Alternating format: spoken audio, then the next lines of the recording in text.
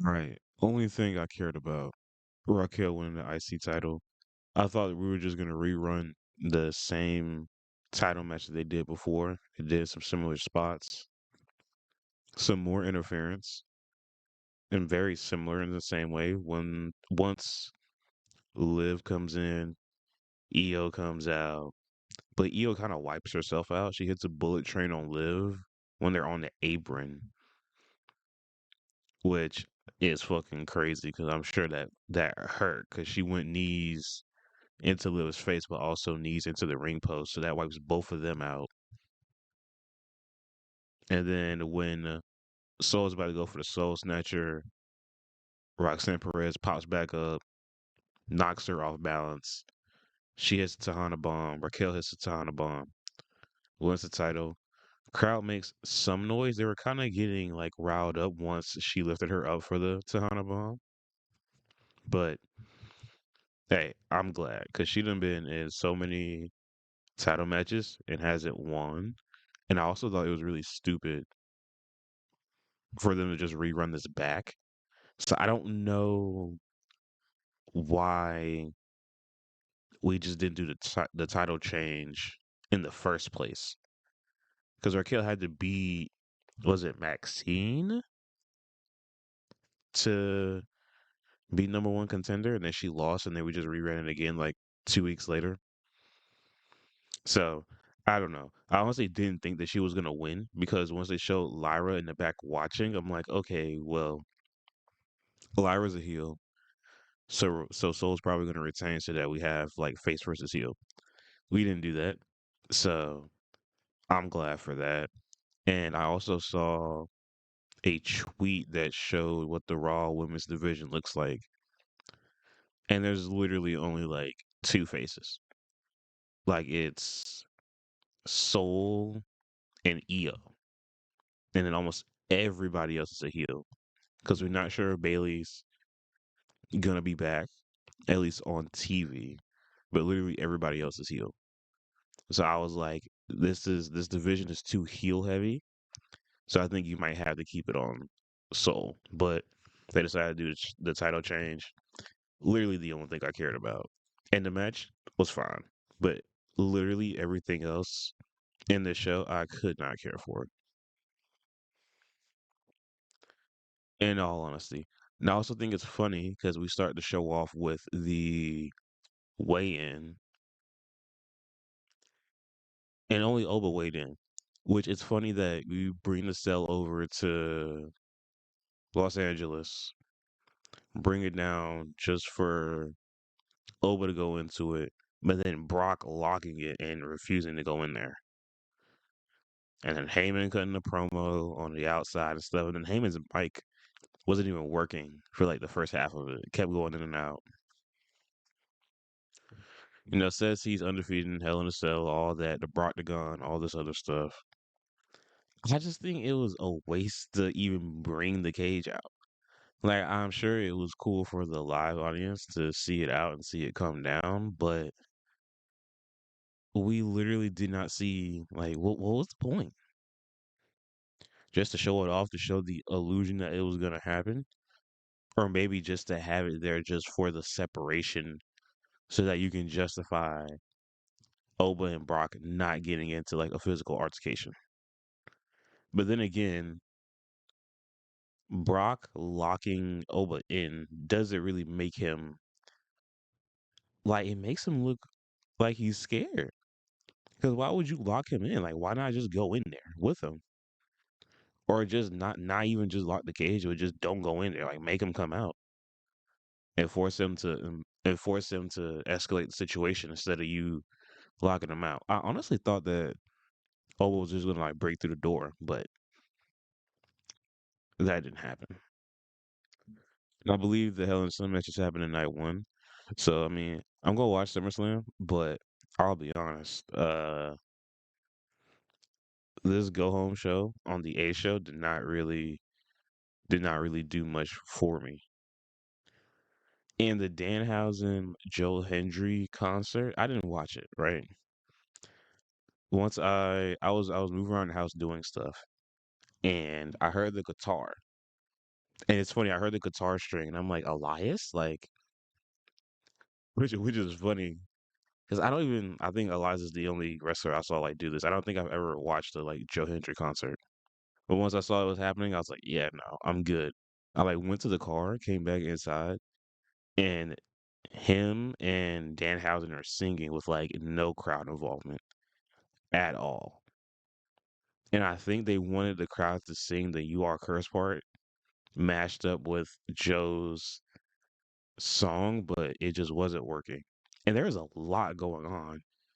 Like I came back from outside, looked at the TV. They're both on the turnbuckle, kind of dancing, and there's a lot of dancers around. I'm like, where did all these girls come from? There's the mini houses in the ring, and then the boxer Ryan Garcia like hops over the barricade and then joins the dancing line. I'm like, what the hell is going on? Like, what is actually going on? I'm sitting here like, like, what are we doing? Like, I understand like having fun and like, I guess maybe not comedy bits, but like not serious bits, but like, what even is this? And then him hitting Hendry with the guitar. I'm like, okay, that's cool, I guess. But then him, quote unquote, aligning with Judgment Day, and they beat him up and everything, whatever, whatever. And then there's a backstage segment, which basically leads to, I guess there's gonna be a money on a pole match for SummerSlam. So it's not gonna be a straight up one on one. It's gonna be a money on a pole match, which I can't think of the last time there's been a on a pole match. Like I know it happened back in the day or in other promotions. This is how unfamiliar I am with it. Like I know it's a thing, but I couldn't tell you what companies it happened in. So I'm guessing it's not gonna be just a ladder match. So I feel like a ladder match would just make sense, but I don't know if you want to do two ladder matches. But I also don't know. Or is the women's ladder match night one? I didn't even care to look. But it was on a pole match. So I'm guessing it's just gonna be on a pole on one of the turnbuckles. But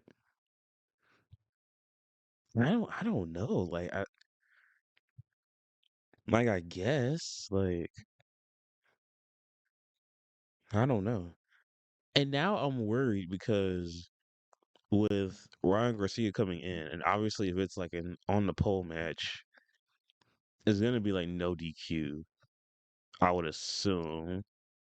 I don't know how pole matches work, but does that mean that Ryan Garcia is going to end up getting involved in that match? No, because when Ryan Garcia got over the barricade and then joined, like there wasn't any reaction from the crowd. Unless I had my TV too low, but there was literally like no reaction because it was kind of out of the blue for him to be doing that. So I don't know. I couldn't even tell you that I paid attention to any of the other like actual matches. Like I think Javon and Rusev was fine. I like Javon, but we've also already had that match like a couple times, at least one or two other times. And then Rey Mysterio versus Ethan Page. I'll say it was good. When I was watching it, there were some good spots. I really uh liked how they I like the spots where Ethan uses his strength to like lift Ray up in certain spots. Like lifting him up from the ground and all that. Ray can still go.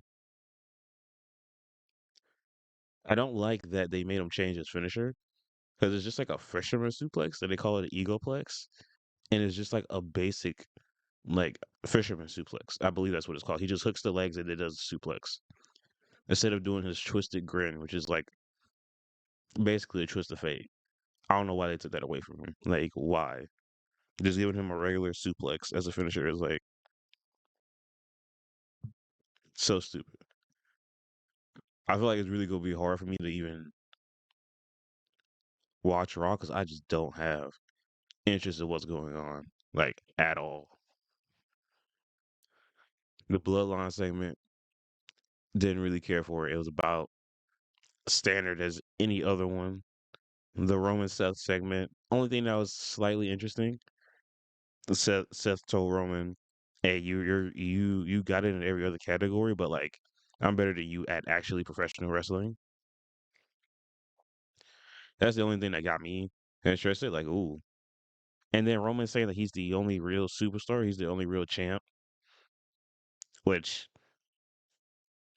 I mean, if we're going shoot, like I guess, yeah, but like that just kind of buries everybody else. But then again, it's like and I think he mentioned this in an interview. It's like you guys are doing a better job, and like he wouldn't have to be doing this, but also like it's not on the superstars themselves, like 100%. Like creative is just not good, and they're not pushing people when they actually have momentum. So yeah, that line kind of weirded me out. I'm like okay, I guess, like sure, but if you're the only real superstar, like why aren't you here like every week? Like we're not asking you to wrestle every week because Lord knows you're not gonna wrestle unless it's a fucking pay-per-view. But like you're the only real superstar, maybe you should be around and actually like carry the fucking company more. But I don't know. And speaking of momentum and stuff, I feel like they needed to give Raquel this IC title like after Chamber. Cause she eliminated like she had such a good showing at Chamber. She eliminated two people at once. It was Asuka and somebody else. She double pinned at Chamber. I want to say it was Kiana and Asuka that she like double eliminated, and then they didn't follow up on that. So